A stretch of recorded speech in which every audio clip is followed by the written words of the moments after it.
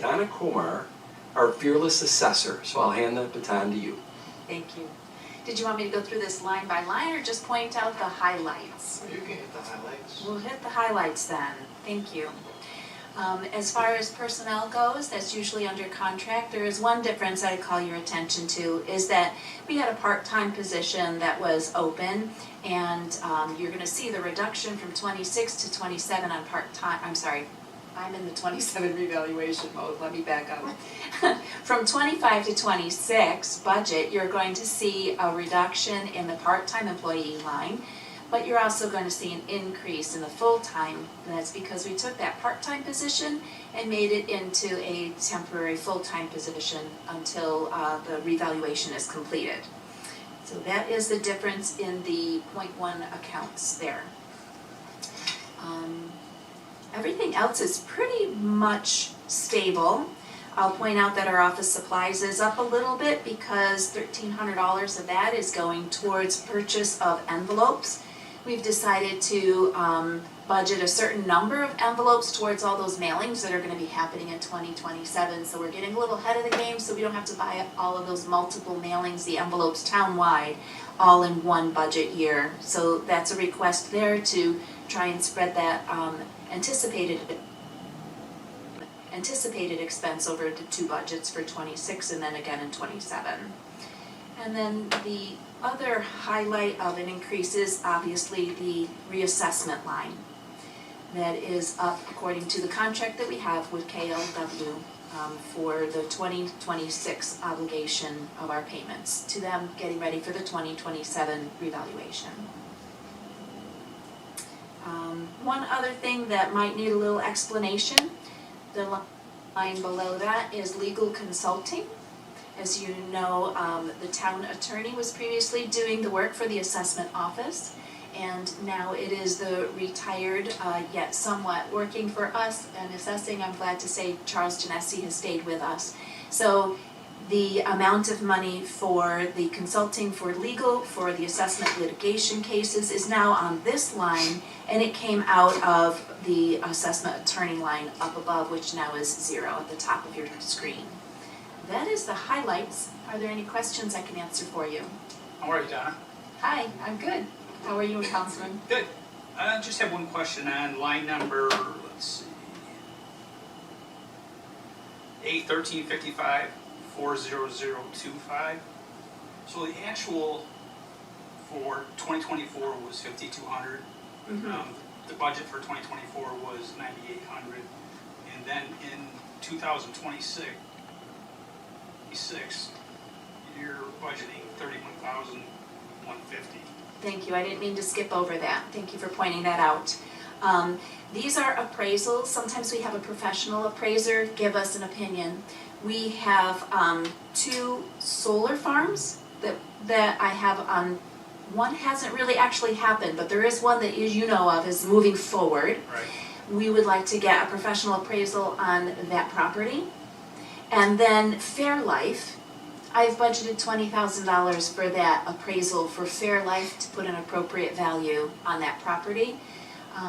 And some may say, why do you need to have that property appraised if they're going to be in a pilot agreement and they have standard tax payments? That's because their special district charges will govern off of what is put on the assessment roll. So what I put on that roll is still an important number. Great. Thank you so much. You're welcome.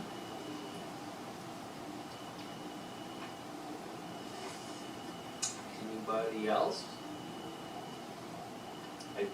Well, hey, what a fun year you're going to have in 2026. I think what are we doing, a revaluation, a reassessment starting January 1st? January 1st, a lot of that back work is going to start happening. We'll be doing data verification coming up. We have all sorts of things planned to connect with the community, trying to make them aware of what's behind the scenes in the process. We have parts for them to participate on, but our staff is going to get really crunching and busy starting in January of 2026. We'll be tired by the time the public comes around and starts talking to us. We'll have done so much work. I just want to say that at the library back 9 nights ago, Tuesday, July 22nd, there were 70+ people in that room, plus 4 or 5 media outlets, and Donna, you were fantastic. How you presented, how you answered people's questions, consummate pro. That was fantastic. Thank you, I appreciate that. I enjoy that. You can tell. You're a teacher. All right, well, we don't want to short you, Well, but there's one, do you want to talk about the software licensing and your plans for, Oh, for, yeah. I think that's a good thing to call out. Sure, thank you for that. So we have had a program that we have been using, and there's a link on our website now to something called ImageMate Online. That company that hosts that software for us is now been purchased by another company called Schneider Geospatial. They're a national company, and what they do is pretty much the same thing as ImageMate Online. So what kind of software am I talking about?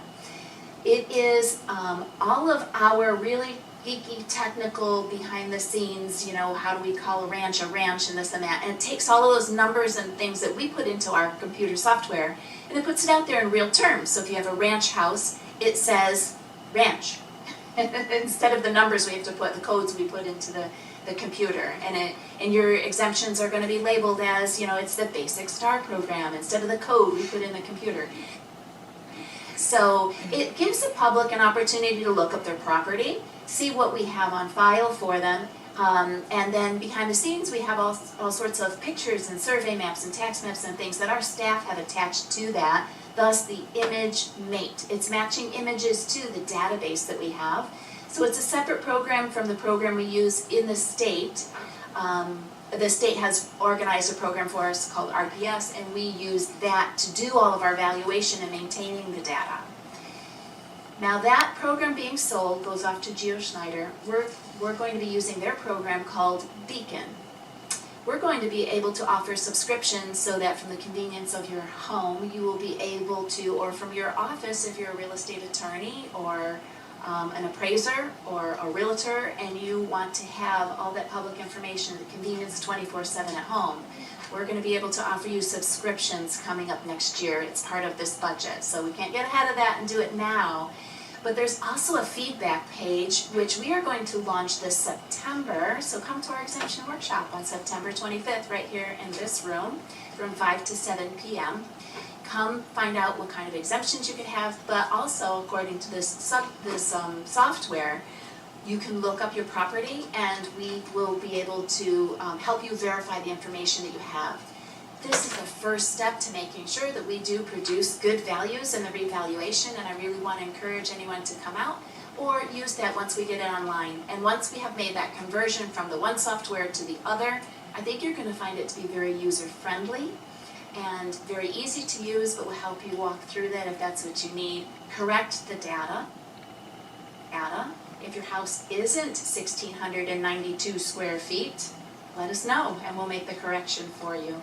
Might need a site visit to do that, but if we don't have accurate data, we're not going to be able to produce good values. And so that's an exciting time too. There's really a lot of interesting things happening this year in the assessment office. Thank you. So is that program gonna be associated, or we have to pay an extra fee, or is it, you know, common for realtors and lawyers and, you know, appraisers?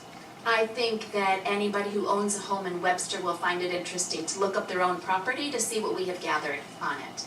We're going to be able to tell you the age of your pool, the age of your deck, the age of your garage if it wasn't built at the same time as your house. How big is your garage? How big is your house? Is it 1 story, 2 story? Do we think it's a split level? Do we think it's a colonial? How many acres do you have? That's all the kind of information that we collect on properties, and people at the average everyday resident or business owner will be able to look up their property and see what we have on file, because we need to know that we're using the best data. And if we don't have the right data, maybe you did fill in that pool. Well, let's take it off the inventory before we go and produce the values. It's better to do that in advance and produce a correct value than to have to circle back later and correct it after we've produced the values. So the additional pictures and the surveys and that will be most valuable to the closing attorneys, the real estate attorneys, and the appraisers. I think that the average person could also find that interesting. As it is right now, the current software does do that. And if you wanted to see everything that our employees can see, you can come into the town hall when the town hall is open and have access to all of those records. And it's complimentary. It's correct? complimentary. It's a public access terminal that we have right in our wing for the DPW and engineering, building department, assessing office. That wing has this computer right there, and you can look yourself up. I noticed you have a uniforms in here, and you didn't have it in 225, but 2026 you have. I mean, it's amount only 300, but still, it's uniforms? Well, I don't call it uniforms. I guess that's Paul's term for that budget line number. People who are out in the field, such as myself and the appraiser, will purchase shirts or jackets that has the town logo on it. So that's why my budget is small. There's just the two of us that would be out in the field at any given time, where we want to be able to identify ourselves as a town of Webster employee above and beyond the badge. Sometimes the badge gets in the way and cumbersome, so we'll sport a jacket or a shirt when we're gonna be out in the field. Thank you. Anything else? No, thanks, Donna. Thank you, Donna. Thank you.